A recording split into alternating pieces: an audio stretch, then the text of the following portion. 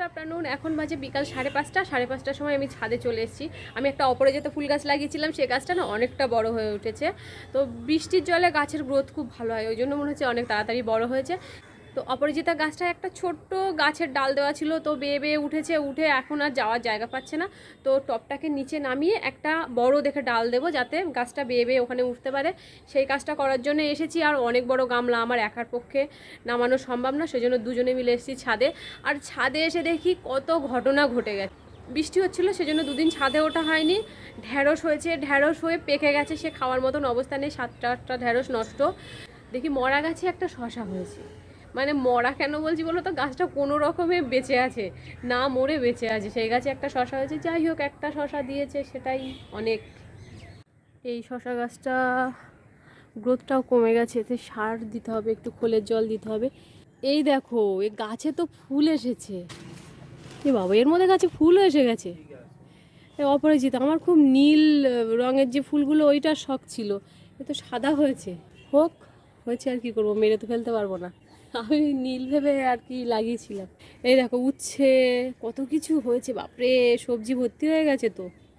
বাবা, বিরাট বড় উচ্ছে, সে ওষুধের মতো গিলে খাওয়া যাবে। এই যে এতগুলো উচ্ছে হয়েছে।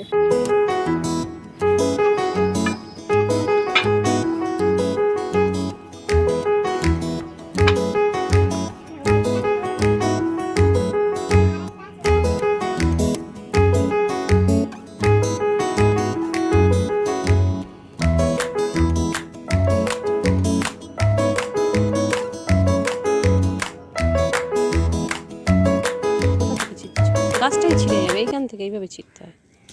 এই কি খাবে? খাও, ধুয়ে খাও। কি ছেলে মেয়ে? হ্যাঁ, এখন একটা কিছু খাওয়ার আগে এই ছেলে মেয়ের কথা আগে মনে ওঠে, যে আমরা খাবো, থাক।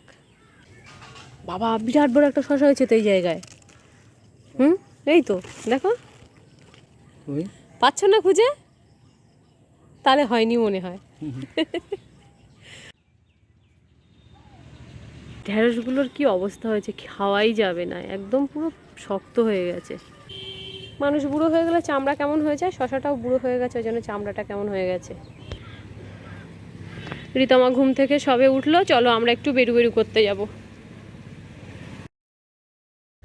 ও এই ক্লিপগুলো, হ্যাঁ বাবা কত সুন্দর দেখাচ্ছে।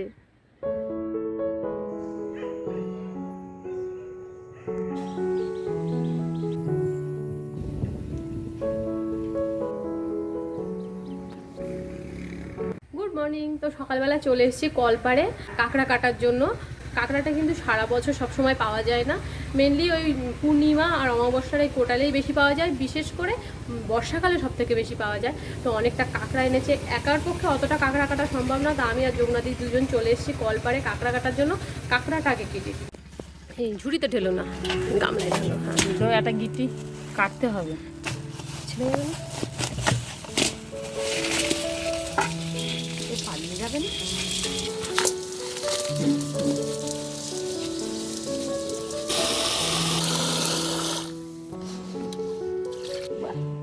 ঝুড়িটা নিচে দেবে নাকি?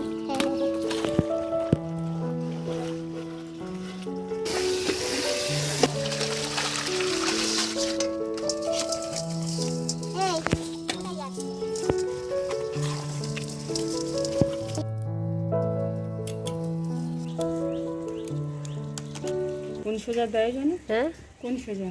এই এই এই মাথাটা এইরকম দিতে হয়। ওই মাথাটা ওই রকম নাই, কোনায় কোনায়। এইটা আমি হ্যাঁ হ্যাঁ হ্যাঁ হ্যাঁ হ্যাঁ। আরে বাবা, এখানে এই কোনাটা এরকম দিয়ে এই চার দিতে হয়। ওইটা আমি পাচ্ছি না জানো। আচ্ছা, আমি কেটে দিচ্ছি, তাহলে তুমি ওটা তুমি ছাড়াও।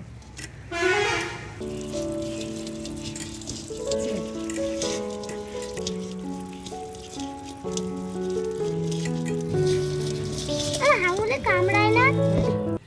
ও দাদা ছোটবেলায় যে কাকড়ার করে একটা দড়ি বেঁধে দিয়েছিল, আর ওই দড়িতে না হতো।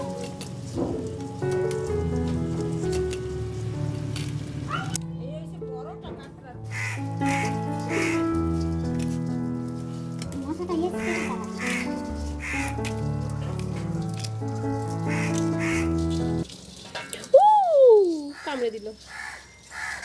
ওরে কাক দেবো, তোকে দেবো, দাঁড়া কেটে নি, কাঁকড়ার ঠ্যাংগুলো তোকে দেবো। আচ্ছা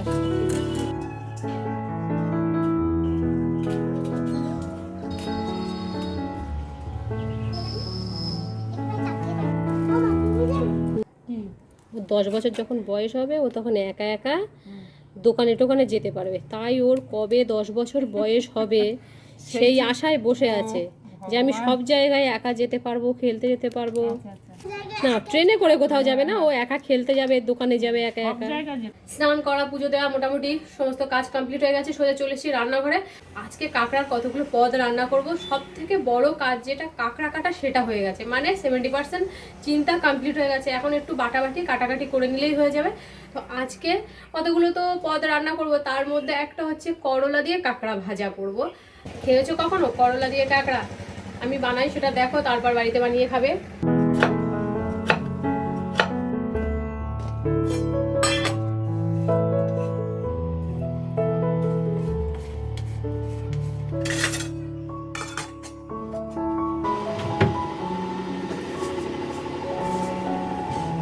কাঁকড়ার টক রান্না করব, সেজন্য ভিজিয়ে দিচ্ছি অল্প একটু তেঁতুল। তেঁতুল দিয়ে ছাড়া কাঁকড়ার টক আমড়া দিয়ে করা যায়, কামরাঙা দিয়ে করা যায়। কাঁকড়ার টকে দেবো বলে একটু সর্ষে বেটে নিচ্ছি। দুটো কাঁচা লঙ্কা একসঙ্গে সর্ষের সঙ্গে বেটে নিচ্ছি।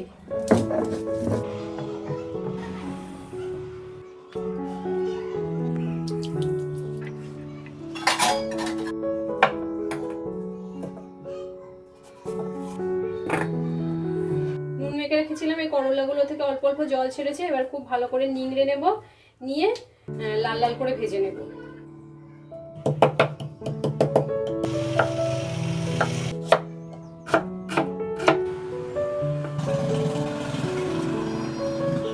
পেঁয়াজ আমি 2 রকম ভাবে কেটে নিয়েছি, এক ভাগে মোটা মোটা করে আর এক ভাগে ঝিরিঝিরি করে কেটে নিয়েছি। আতপ চাল ভালো করে ধুয়ে জল ঝরিয়ে রেখেছিলাম। 2 মিনিট 15-20 পরে জলটা অনেকটাই শুকিয়ে গেছে। জলে কিন্তু ভিজিয়ে রাখিনি। এবার একটু বেটে নেব। তো চাল বাটা হয়ে গেছে। এবার এর মধ্যে দিয়ে দিচ্ছি 1 চামচ পোস্ত, 1/2 চামচের মতো সর্ষে, একটুখানি নারকেল কোড়া, দিচ্ছি 1 টুকরো আদা, আর দিলাম 3টে কাঁচা লঙ্কা।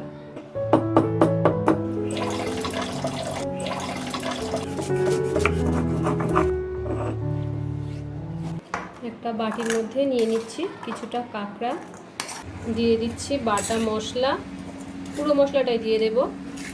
দিচ্ছি স্বাদ মতো লবণ, হলুদ গুঁড়ো, লঙ্কা গুঁড়ো আর সর্ষের তেল, দিয়ে দিচ্ছি ধনেপাতা কুচি। খুব ভালো করে মেখে নেব। এবার এই মশলা মাখা কাঁকড়াগুলো দিয়ে দেব টিফিন কৌটোর মধ্যে।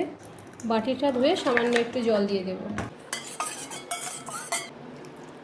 দিয়ে দিচ্ছি কতগুলো গোটা কাঁচা লঙ্কা।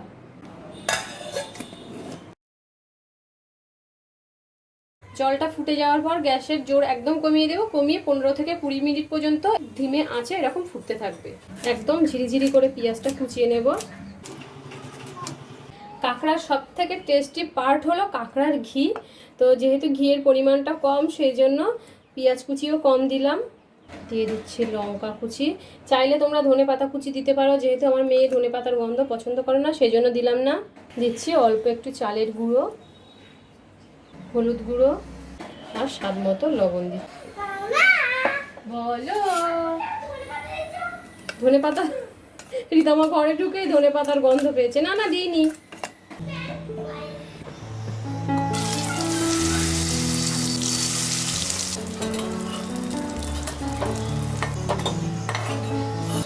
এই তেলের মধ্যে বাকি কাঁকড়াগুলো হালকা করে ভেজে নেব।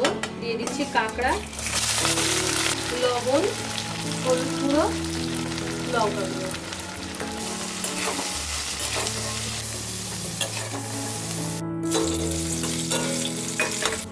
উচ্ছেগুলো লাল লাল করে ভেজে নিয়েছি, এবার তুলে নিচ্ছি। দিয়ে দিচ্ছি 5 ফোড়ন, মোটা মোটা করে কাটা পেঁয়াজ, দিচ্ছি লবণ, হলুদ, দিচ্ছি কাঁকড়া। কাঁকড়াটা অলরেডি হালকা করে ভেজে নিয়েছিলাম। এবার এর মধ্যে হালকা করে জল দিয়ে দেবো যাতে সিদ্ধ হয়ে যায় কাঁকড়াটা ভালোভাবে, তারপরে উচ্ছে অ্যাড করবো। শুধু সিদ্ধ হওয়ার জন্য যতটুকু জলের প্রয়োজন ততটুকু জল অ্যাড করেছি। এবার ঢেকে দেবো। খুব ভালো করে ভাজা হয়ে গেছে। এবার ভাজা করলাগুলো দিয়ে দিলাম। দিয়ে দিচ্ছি পেঁয়াজ কুচি, রসুন কুচি। পেঁয়াজ রসুন মোটামুটি ভাজা হয়ে গেছে। এর মধ্যে দিয়ে দিচ্ছি এবার টমেটো, কাঁচা লঙ্কা অল্প পরিমাণে দিলাম বিপন্ন খাবে বলে। দিচ্ছি স্বাদ মতো লবণ, হলুদ। এবার দিয়ে দিচ্ছি কাঁকড়া। কাঁকড়াটা যাতে ভালোভাবে সিদ্ধ হয় সেজন্য সামান্য একটু জল দিয়ে দিলাম।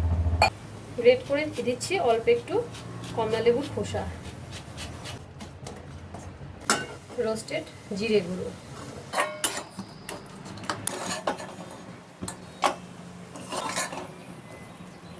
দিলাম তেল, সর্ষে ফোড়ন, ঢেলে দিচ্ছি তেঁতুল গোলা জল। তেঁতুল গোলা জলটা ছাঁকনিতে সেঁকে দিচ্ছি।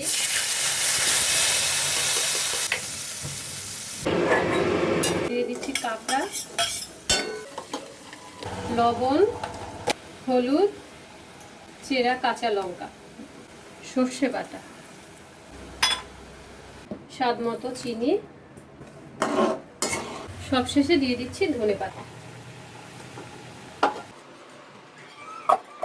তো রান্না বান্না সব কমপ্লিট হয়ে গেছে।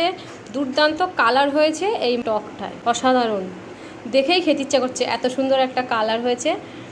আর রিজু কাঁকড়া খায় না, রিজুর জন্য কালকের পনিরের তরকারি আছে, আর রান্না হয়েছে ডাল আর কাঁকড়ার এত রকম আইটেম হয়েছে। তবে একই দিনে তো সব খেতে পারবো না, হয়তো 2 কি 3টে আইটেম খাবো, বাকিগুলো রাখা থাকবে।